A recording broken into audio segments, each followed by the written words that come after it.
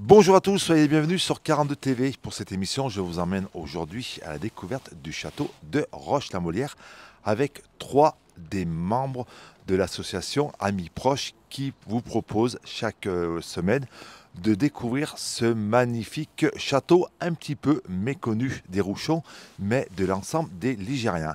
C'est parti pour une visite au cœur de ce magnifique château. François Gabion, bonjour. Oui, bonjour. Alors nous allons parler aujourd'hui du château de Roche-la-Molière et de l'association Amis Proches. Quelques mots sur cette association. Elle est née il y a combien de temps? Alors, l'association Amis Proches existe depuis 2001. Elle est formée d'un grand nombre de bénévoles. Alors, il y a plusieurs branches dans cette association. Une première branche qui est la branche marche, qui se réunit souvent tous les lundis avec quelques sorties de temps en temps. Puis une deuxième branche dans laquelle je suis bénévole, c'est l'animation autour de l'histoire du château de Roche-la-Molière. On va en parler de ce château. Alors, on le voit de loin. Il est, on va dire, au centre du village, au centre du bourg. Un château qui date de quand? Alors, il date du XIe siècle, mais on a certainement des origines qui viennent avant, puisque sur ce territoire, il y avait certainement une place forte qui était ici pour protéger le chemin qui allait de Lyon et au Puy-en-Velay. À qui il appartenait ce château quand il était construit? Alors, il a différents propriétaires. Le premier propriétaire, ça a été la famille Delavieux. Et le dernier propriétaire ici a été la famille Néron, qui a cédé le château à la ville de Roche-la-Molière en 1951. Un château que l'on peut visiter. Alors là, nous sommes dans la chapelle, on le voit sur ces images.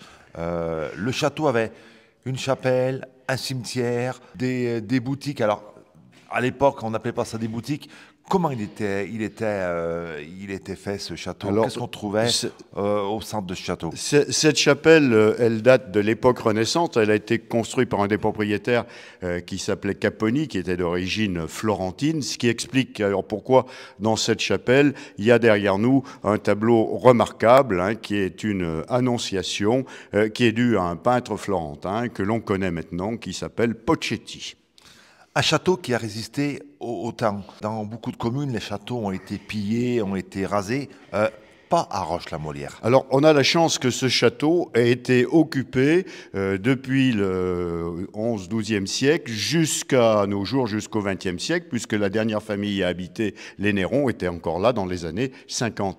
Ce qui fait que ce château a été relativement préservé par ses occupations différentes. Il a aussi été préservé après, lors de l'achat par la commune, par le fait que ça a été un collège et puis qu'aujourd'hui, il abrite de nombreuses associations. Qu'est-ce qu'on visite dans ce château? Alors, on le voit, nous sommes dans la chapelle, mais pas que. Il y a plusieurs pièces qui se visitent. Les cuisines, le centre du château, des chambres. Qu'est-ce qu'on visite aujourd'hui? Alors aujourd'hui, nous, l'association Amis Proches, nous avons en charge l'animation d'un étage du château qui est assez remarquable puisque on a des pièces qui vont du XIIe siècle à nos jours. Alors dans les pièces remarquables, on a la boulangerie qui est assez remarquable avec 3 fours. La cuisine aussi, avec de belles voûtes, avec des blasons gravés sur les clés de voûte qui sont assez beaux à regarder. Et puis, il y a aussi des reconstitutions, notamment un habitat du mineur. On a quelques parties aussi qui sont consacrées à la mine, parce que la mine aussi, c'est une partie importante, pratiquement sur 2 siècles en exploitation industrielle sur la ville de Roche-la-Molière, mais bien avant, puisque dès 1321, on trouve dans les textes une référence à des exploitations minières sur la Roche-la-Molière. Roche-la-Molière. Comment est né le nom de Roche-la-Molière? Pourquoi on appelle ce village Roche-la-Molière? Alors, Roche-la-Molière, pourquoi? Parce que depuis longtemps, peut-être même de l'époque romaine, gallo-romaine, au temps du Haut Moyen-Âge, il y a eu des exploitations importantes de meules ici, sur le territoire de la commune. Quand on prend la vallée du Grand-Jean, au lieu d'Illérieux, il y a déjà une exploitation importante. Mais il faut savoir aussi que sous le château ici, des meules ont été exploitées. D'ailleurs, quand on regarde avec attention les soubassements de pierre du château, on voit des traces d'outils et des traces de meules qu'on a pu extraire. Et aujourd'hui encore, vous découvrez des restants de meules alors aux alentours du château? Il y en a aux alentours du château et ça a été une exploitation importante ici sur Roche-la-Molière. Mais l'exploitation industrielle la plus importante a quand même été le charbon. C'est pour ça que nous avons ici, dans l'enceinte du château, reconstitué avec des anciens mineurs, et ça il y a une douzaine d'années, une galerie de mines qui correspond à une galerie de mines des années 1900 environ.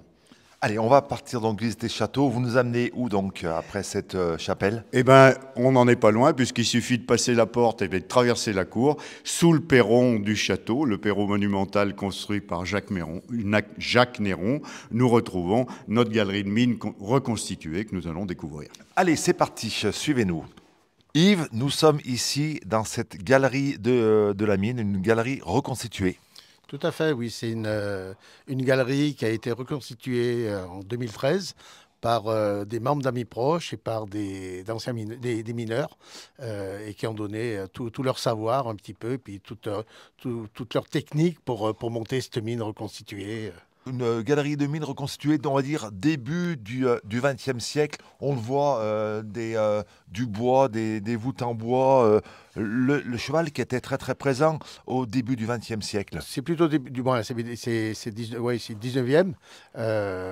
C'est vrai que tout a été reconstitué, c'était essentiellement du bois. Et en fait, à l'époque, c'était les chevaux en fait, qui tiraient les wagons pour le charbon. On est sous le balcon, sous un des balcons. Comment on peut situer la galerie des mines par rapport au château? Là, la galerie a été reconstituée en fait sous le perron, en sachant que dans le château, il y a eu une mine qui a été exploitée. C'est aussi la raison d'avoir fait cette mine et d'avoir fait. On sait que Roche-la-Molière, c'est quand même minier. Voilà, donc c'était un bon exemple de présentation. Et tout y est alors. À cheval des mineurs, même la Sainte Barbe. Alors ça, c'est important, la Sainte Barbe, pour vous qui êtes fils et petit-fils de mineurs.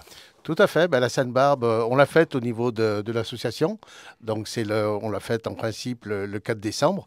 Et c'est vrai que c'est un moment un petit peu privilégié de reconnaissance à l'ensemble des mineurs qui ont bataillé ferme dans les mines. Et on le voit sous ces images, rien n'a été laissé au hasard. Même le petit canari, pour prévenir du grisou, est présent ici. Voilà, tout à fait. Donc c'est vrai que les mineurs ont pensé à un petit peu tout, donc au niveau des lampes, au niveau du boiseur, au niveau du cheval, le canari.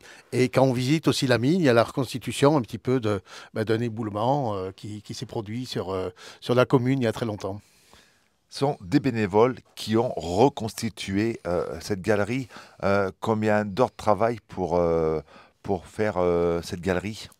Oh je pense qu'ils ont dû mettre des mois et des mois. À l'époque, je ne faisais pas partie de l'association, mais c'est vrai que c'est un chantier quand même énorme. Oui, pratiquement 5 et 6 mois pour faire la totalité de cette reproduction. Et validé par des anciens mineurs qui ont dit c'était exactement ça. Tout à fait, mais c'est des anciens mineurs en fait qui ont. Puis il y a dû y avoir des archives aussi pour reconstituer au mieux cette mine d'époque. Une mine qui se visite, on donnera tout à l'heure les coordonnées d'amis proches et puis on donnera les heures d'ouverture pour visiter la mine, bien sûr, et le château. On va continuer. Vous nous amenez où maintenant? On va vous amener dans la boulangerie. Donc, une pièce qui date du XIIe siècle et qui est très intéressante à voir. Et c'est parti. Bernard, là, on se trouve dans une magnifique pièce. C'est la cuisine. Quelques mots sur cette cuisine. C'est une cuisine du XVIe siècle, avec les clés de voûte sont armoiriées des propriétaires du château de l'époque. Deux blasons lorsqu'on lève la tête. Alors, qu'est-ce qui représente ces blasons? Ils représentent les augerolles. Derrière, à la sortie, on a des assiettes. On a repris les blasons qui sont au plafond, aux clés de voûte. Une pièce qui a été restaurée, qui a été refaite? Non, elle est dans son jus, hormis que le sol a été rehaussé. Normalement, c'était plan-pied par rapport à tout le château était plan-pied, et c'est une des parties qui a été rehaussée. On ne sait pas pourquoi, ouais, c'est comme ça. Alors on trouve, on le voit sur ces images, vraiment tous les ustensiles pour faire de la cuisine. Alors un feu de bois. Dans la cheminée, on pouvait faire cuire une bête entière. Et puis donc des mannequins habillés comme on était habillé à l'époque, au XVIe siècle. Des flambeaux pour éclairer cette pièce. Tous ces objets, ils viennent d'où? Tous ces objets que l'on découvre, alors ici en cuisine, mais dans l'ensemble du château.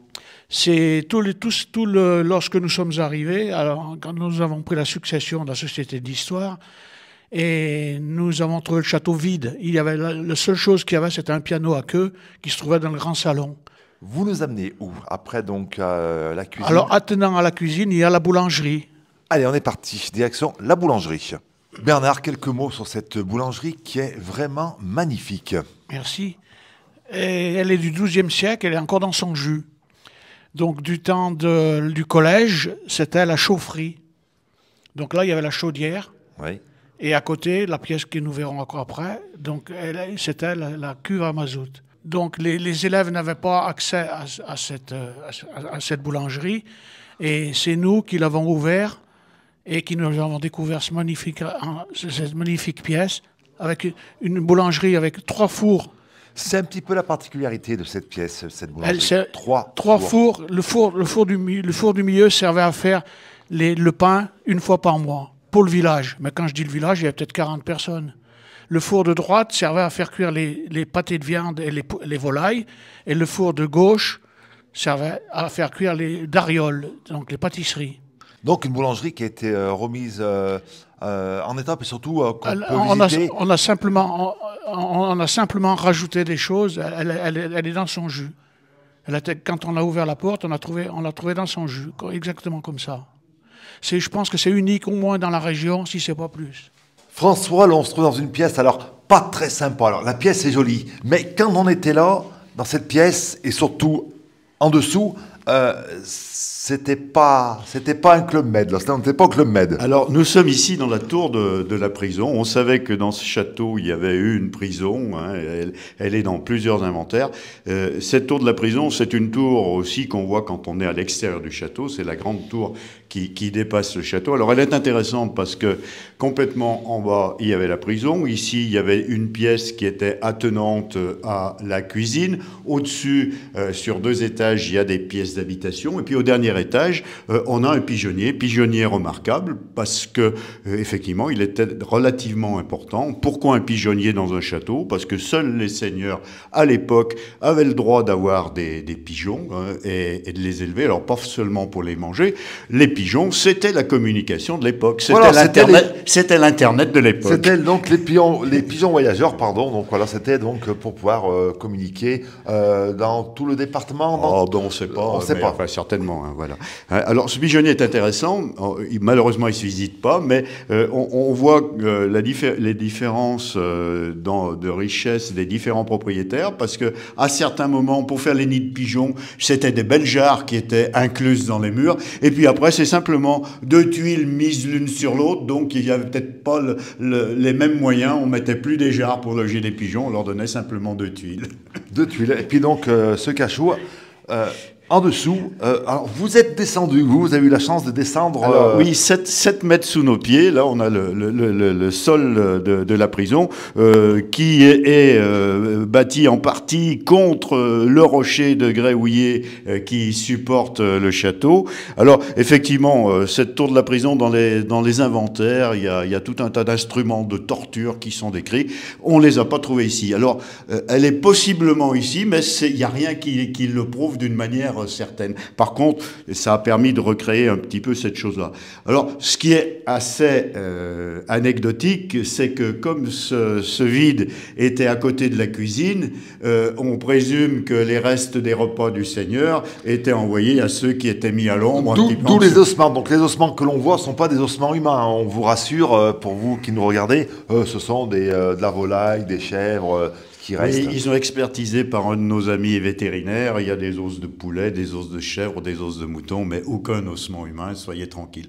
D'ailleurs, la prison, c'était plus le cachot où on cachait les gens pour les mettre à l'abri quand ils avaient fait des bêtises, et puis après on les relâchait parce qu'il y avait besoin de bras pour cultiver les terres. C'est une pièce qui a été rafraîchie, on va dire. Oui, alors c'est une dernière opération qu'on a remise ici en place il y a 4 ou 5 ans. C'était, faut savoir, au niveau du collège, dans cette pièce, qu'il y avait la cuve à fioul. Donc vous voyez, comme quoi l'utilisation des locaux, au fil du temps, a été complètement différente. Mais il faut quand même se féliciter que après le rachat du château, ce château était occupé par un collège parce que ça a permis de préserver déjà sa structure. Et puis comme à l'époque, il n'y avait pas beaucoup de moyens, ils n'ont pas beaucoup détruit l'environnement. C'est-à-dire que quand on rencontre certains élèves qui sont venus ici au collège, ils disent « Ah, mais c'est comme c'était quand on était en classe ici. » Dernière classe ici, c'était quelle année 1970. Donc c'est tout récent. Voilà. C'est relativement récent, c'est la construction du collège Brunner. La suite de la visite, on va où maintenant? Alors, nous allons aller maintenant voir la suite des salons de Jacques Néron. Jacques Néron, qui était le propriétaire du château et qui, en 1808, a exploité une mine sous le château. Et oui, parce que là, il y a 2 galeries de mines, c'est ça, chaque côté du château? Il faut savoir que dans la galerie de présentation, d'exposition qui est dans le château, pratiquement sous cette galerie, il y a à 10 mètres sous nos pieds une galerie de mines. Et quand on est dans la cour du château, de part et d'autre du puits, à 10 mètres sous nos pieds, il y a aussi des galeries de mines qui ont été exploitées en 1808 par Jacques Néron, avec un charbon de très très bonne qualité, puisqu'il était exporté par les Rambertes sur la Loire, qui montait par les canaux jusqu'à Paris, et notamment pour cuire les vases de Sèvres. Donc si vous avez un vase de Sèvres chez vous, il a peut-être été cuit avec du charbon de Roche-la-Molière. On peut dire que Roche-la-Molière, c'est un gruyère, parce que, comme Saint-Étienne, des galeries de mines, mais comme beaucoup de communes autour de Saint-Étienne. Un grand nombre de puits de mines, je crois que c'est plus de 150 puits de mines qu'il y avait sur la commune de Roche-la-Molière, sans compter toutes les fendues. Sous le château, c'était pas une exploitation avec un puits de mine, c'était une fendue, c'est-à-dire on descend en suivant la veine de charbon. Allez, donc on continue cette visite. Yves, qui dit château, dit salon. Alors là, nous sommes dans un des 4 salons du château, c'est ça? Tout à fait, nous sommes dans le salon Néron, donc fin 18e, avec des meubles d'époque qui nous ont été prêtés par Vizille, par le musée de Vizille. C'est des salons qui ont été refaits ici, qui ont été refaits à l'identique. Ils existaient lorsque vous avez repris le château? Tout à fait. Ce sont des salons qui ont été rénovés aux alentours de 2013 et qui ont gardé le style un petit peu de l'époque. Chaque salon a un nom? Oui, tout à fait. Donc, à l'entrée, nous avions le salon des 4 saisons. Et ici, nous sommes dans le salon Néron. Alors, pourquoi le salon des 4 saisons? Ben, les 4 saisons, parce qu'il y a des ornements sur les 4 faces du salon qui donnent chaque saison de l'année. Donc des salons qui se visitent lors des journées de découverte et puis même des visites que vous organisez tout au long de l'année. Tous ces magnifiques tableaux, ces mannequins, vous disiez des prêts et aussi des choses qui vous appartiennent, qui appartiennent au château et à l'association. Oui, au niveau des meubles. Alors, tout ce qui est du 18e a été prêté par le musée Vizille, par une convention avec la mairie. Par contre, tout le reste est la propriété d'amis proches. Donc, on retrouve le portrait d'un dernier des Néron. On retrouve le général Néron, qui est toujours vivant d'ailleurs, et dont il nous a laissé des objets un petit peu de campagne. Et c'est ce qu'on appelle le salon Kabyle. Quand vous dites que donc, ce sont des objets, certains sont prêtés, c'est une convention sur un an, 2 ans, 10 ans, comment ça se passe? C'est une convention qui a été faite avec la ville sur 5 ans et qui est renouvelée à chaque fois. Donc dans 5 ans, on retrouvera les mêmes objets, pardon. C'est pas pas des salons qui vont évoluer dans le temps. Oh, il pourrait normalement ça reste à l'identique, oui, c'est renouvelé, mais c'est vrai que c'est uniquement la partie canapé, la partie table, etc. qui sont d'époque, mais c'est vrai que tout le reste, ce sont la propriété d'amis proches avec tous ces portraits. Et puis là, une curiosité dans ce salon, c'est une cheminée, une magnifique cheminée. C'est quoi? C'est du marbre? C'est du marbre avec effectivement la partie blason de Néron, de son épouse, et au centre celui de Voltaire, qui n'est jamais venu sur Roche-la-Molière, mais bon, qui était, on va dire, une connaissance des Néron. C'est pour ça qu'il était mis au centre, qu'il était mis tout court sur une cheminée. C'est un hommage à Voltaire. C'est l'amitié qu'il y avait entre Néron et Voltaire, c'est ça? C'est un lien qu'il y avait effectivement entre Néron et Voltaire. C'était peut-être une passion que les Néron avaient. Et du coup, oui, ils ont voulu mettre son portrait. C'est quand même extraordinaire parce qu'on le voit, c'est dans super état, que rien n'a été dégradé au fil du temps. On le disait plus haut dans l'interview, c'est un des rares châteaux à être en état. Ben, c'est fabuleux. Nous, on dit que c'est un château qui mérite vraiment d'être visité parce qu'on le considère, alors entre guillemets, comme habitable.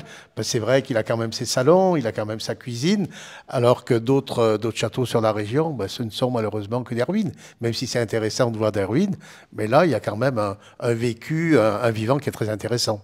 François, on termine la visite du château. Alors, Amis Proches propose des visites pour le découvrir plus en longueur, en profondeur. Comment on fait pour voir ce château? C'est tout simple. Tous les samedis après-midi, il suffit de venir au pied de l'escalier ici, là-bas. Il y a l'ouverture des portes à partir de 15 h, même un peu avant, pour une visite guidée. Alors cette visite guidée, elle dure 1h30, 2 heures, ce qui permet de voir tout un tas de choses dans le château qu'on n'a pas forcément évoquées dans la vidéo que tu viens de faire.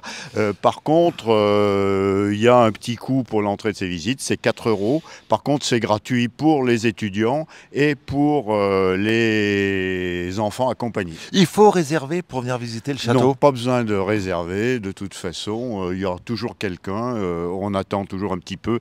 Mais c'est une visite guidée, donc le départ est bien à 15 h. Il y a une petite vidéo qui présente le château. Et puis après, on file au gré des pièces. Et puis on répond aux questions de nos visiteurs. À des moments, nos visiteurs nous apprennent des choses aussi.